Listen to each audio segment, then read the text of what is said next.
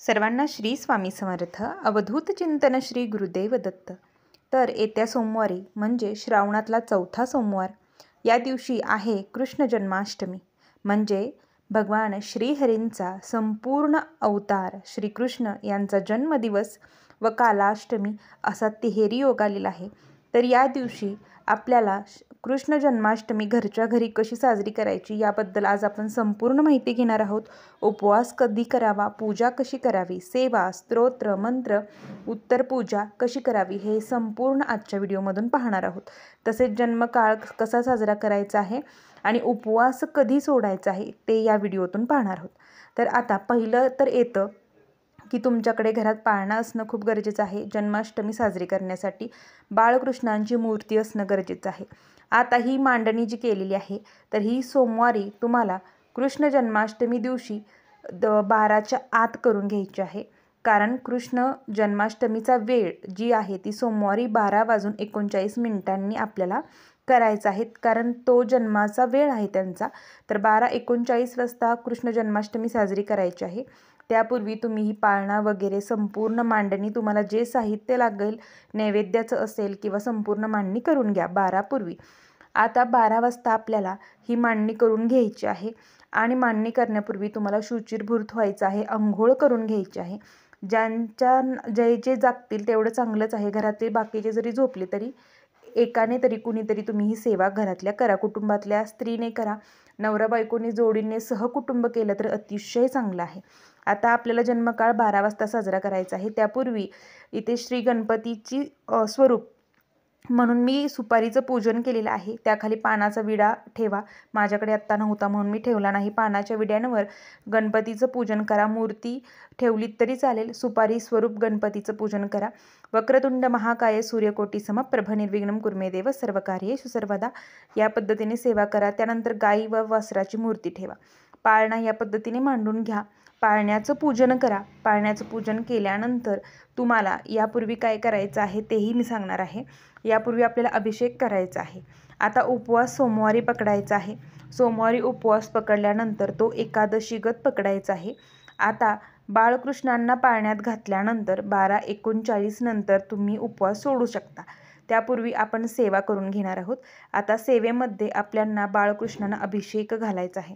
आता अभिषेक घालताना तुम्हाला एक वेळा पुरुष सूक्त, एक वेळा श्री सूक्त आणि संतान गोपाल स्तोत्र आपल्या नित्यसेवेच्या ग्रंथामध्ये आहे, किंवा काहीच नाही तर ओम नमो भगवते वासुदेवाय किंवा ओम नारायणाय विद्महे वासुदेवाय धीमहि तन्नो विष्णू प्रचोदयात या मंत्राचा तुम्ही जप करायचा आहे. आणि जप करत करत तुम्हाला पहिल्यांदा पंचामृताने स्नान घालायचं आहे. त्यानंतर कोमट पाण्याने आणि त्यानंतर तुम्हाला स्वच्छ पाण्याने स्नान घालून श्रीकृष्णांना घ्यायचं आहे. आता ज्यांना संतान प्राप्ती करायची आहे त्यांच्यासाठी सेपरेट मी 141 दिवसांची जी कृष्ण जन्माष्टमीपासून सेवा आहे ती माहिती मी लवकरच घेऊन येणार आहे. तर तीही ज्यांना संतान प्राप्तीची हवी आहे किंवा काही मेडिकल म्हणजे तुमचे रिपोर्ट सगळे नॉर्मल आहेत तरीही संतान प्राप्ती होत नाही, अशांनी या दिवसापासून अवश्य जन्माष्टमी साजरी करून ही सेवा करायची आहे. तर ती सेवा लवकरच मी घेऊन येईन. आता आपण स्नान घालून घ्यायचं. पंचामृतानेच घाला. पंचामृताने घातल्यावर पाण्याने घाला. आणि ज्यांना काही येत नाही त्यांनी या मंत्रांचं जप करत घातलं तरी चालेल. आता ही सेवा आपल्याला जी अभिषेकाची आहे ती 12:39 पूर्वी संपूर्ण करून घ्यायची आहे. कारण एकदा श्रीहरींना आपण पाळण्यात घातलं बाळकृष्णांना, त्यानंतर त्यांना तिथून उचलायचं नाही. तर ही सेवा आधी अभिषेकाची आहे तर ती करून घ्या. अभिषेक केल्यानंतर तुम्ही मग 12:39 अगदी घड्याळात बघून 12:39 पाळण्यात ठेवायचं आहे. व त्यानंतर आपल्याला त्यांचा जो एखादा पाळणा तुम्हाला येत असेल तर तो म्हणा, पुस्तकात मिळेल तुम्हाला किंवा यूट्यूबला गुगलला कुठेही तुम्हाला मिळून जाईल.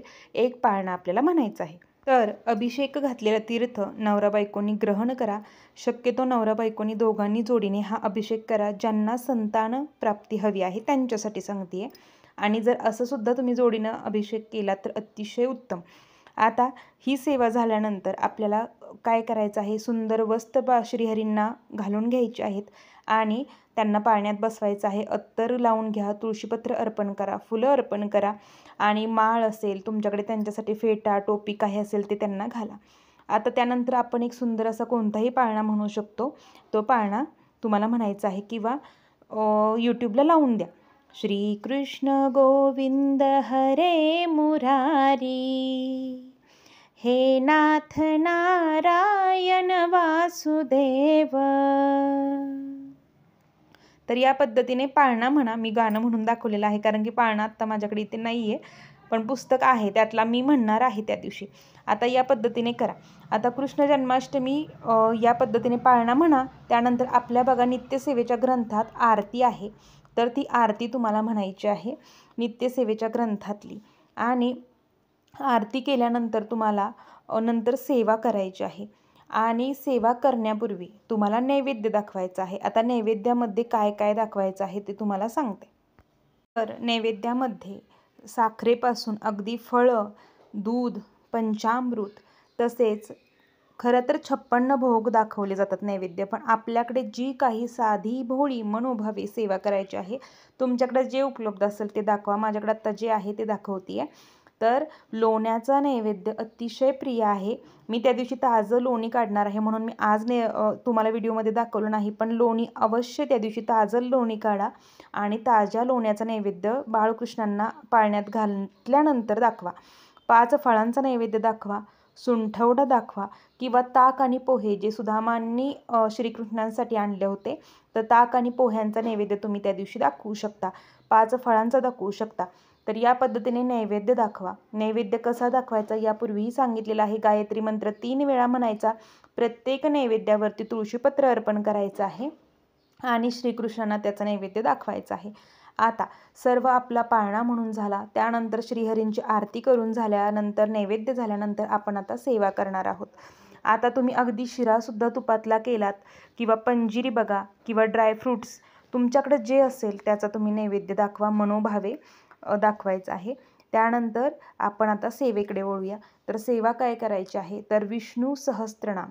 आपल्याकडे विष्णू सहस्त्रनाम असेल, ग्रंथ प्रत्येकाकडे असेल, तर आरती झाल्यानंतर आपल्याला विष्णू सहस्त्रनामाचं पठण करायचं आहे. तर विष्णू सहस्त्रनाम यूट्यूबला लावून द्या. फास्ट फॉरवर्डमध्ये लावलं तरी तुमचं पटपट त्यासोबत म्हणून होईल. ओळीवर बोट ठेवा, त्या पद्धतीने तुमचं होईल.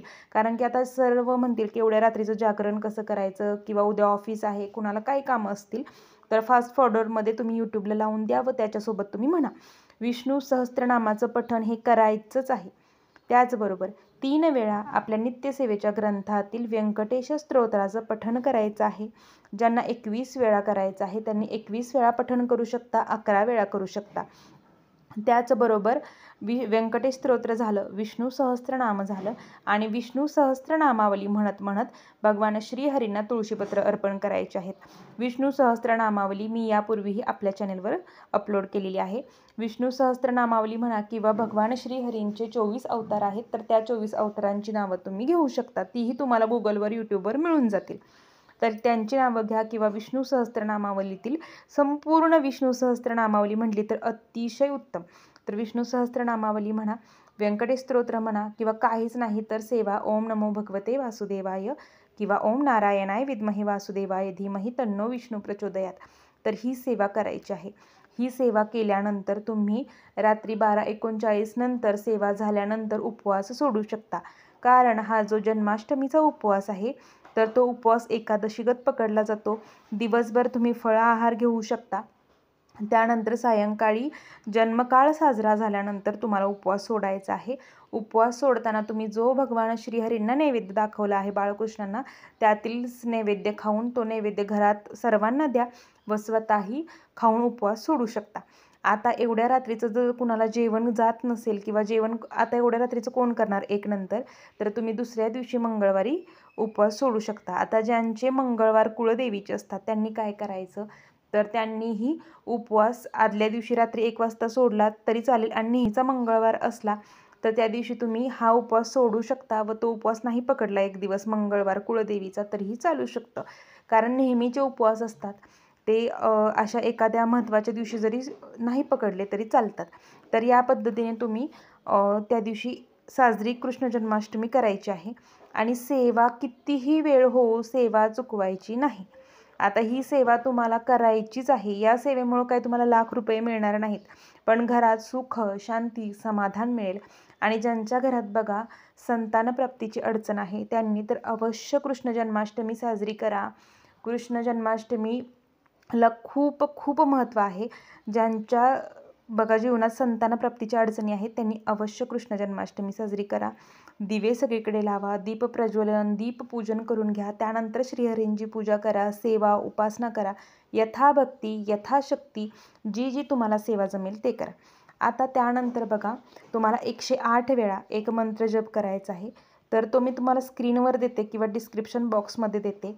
तर तो मंत्र असा आहे, क्लीं कृष्णाय गोविंदाय गोपीजनवल्लभाय नमः.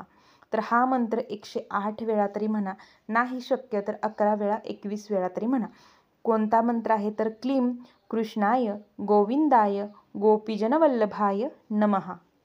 या मंत्राचा जप करा व शक्य असल्यास म्हणजे तुम्हाला वाचायचंच आहे 15वा अध्याय, गीतेचा 15वा अध्याय नित्यसेवेच्या ग्रंथामध्ये आहे.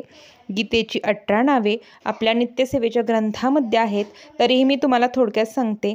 गीता, गंगा, गायत्री, सीता, सत्या, सरस्वती, ब्रह्मविद्या, ब्रह्मवल्ली, त्रिसंध्या, मुक्तगेहिनी, अर्धमात्रा, चिदानंदा, भगवनी, भयनाशिनी, वेदत्रयी, परा, अनंता, तत्वार्थ ज्ञानमंजिरी. तर ही गीतेची 18 नावे आपल्याला या दिवशी पठण करायची आहेत, घ्यायचीच आहेत. तर ही सेवा प्रत्येकाने आपल्या घरात करा आणि जरूर भगवान श्रीहरींना जन्माष्टमी थाटामाटात साजरी करा. झालेली सेवा महाराजांच्या चरणी मी रुजू करते. सर्वांना श्री स्वामी समर्थ. आणि जी संतानप्राप्तीची सेवा आहे, लक्ष्मीप्राप्तीची या दिवशी करायची सेवा आहे, तर याची माहितीही मी